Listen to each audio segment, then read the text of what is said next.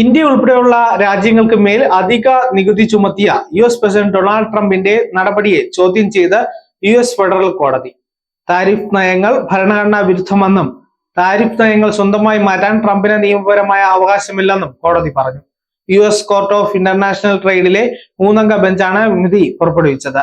US കോൺഗ്രസിന്റെ അനുമതിയില്ലാതെ മറ്റ് രാജ്യങ്ങൾക്ക് മേൽ നികുതി ചുമത്താൻ ട്രംപിന് അധികാരമില്ല. പുതിയ തിരുവ ചുമത്തുന്നതിൽ നിന്ന് ട്രംപിനെ തടഞ്ഞ കോടതി നിയമം അനുശാസിക്കുന്ന അധികാരങ്ങൾക്ക് അപ്പുറത്തേക്ക് ട്രംപ് കടന്നു എന്ന് വിമർശിച്ചതായി AFP റിപ്പോർട്ട് ചെയ്തു. ഏപ്രിൽ 2-ന് ട്രംപ് പ്രഖ്യാപിച്ച താരിഫുകളെ കുറിച്ചാണ് case. 1977 international emergency economic powers act എന്ന നിയമപ്രകാരം താരിഫ് ഉയർത്താൻ കോൺഗ്രസ് ഒരിക്കലും പ്രസിഡന്റിന് പരിമിതിയില്ലാതെ അധികാരം നൽകിയിട്ടില്ലെന്നും കോടതി ചൂണ്ടിക്കാട്ടി. അടിയന്തര സാഹചര്യത്തിൽ പ്രത്യേകിച്ച് ഗുരുതരമായ ഭീഷണി നേരിടുമ്പോൾ സാമ്പത്തികമായി നടപടിയെടുക്കാൻ മാത്രമാണ് IEPA നിയമപ്രകാരം പ്രസിഡന്റിന് അധികാരം നൽകിയതെന്നും കോടതി പറഞ്ഞു.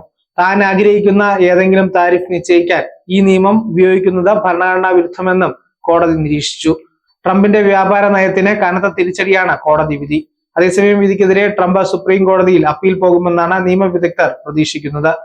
എന്നാൽ മറ്റ് രാജ്യങ്ങളെ കൊണ്ട് US-ന് അനുകൂലമായ വ്യാപാര കരാറുകൾ ഉണ്ടാക്കാൻ താരിഫ് നയങ്ങൾക്ക് സാധിച്ചെന്ന് ട്രംപിന്റെ അഭിഭാഷകൻ കോടതിയിൽ വാദിച്ചു. തൊഴിലവസരങ്ങൾ തിരികെ കൊണ്ടുവരാനും ഫെഡറൽ കമ്മി കുറയ്ക്കാനും ഇതുവഴി സാധിച്ചുവെന്നും ഇവർ വാദിച്ചു. വ്യാപാര കമ്മി ഒരു ദേശീയ അടിയന്തര അവസ്ഥയാണ്.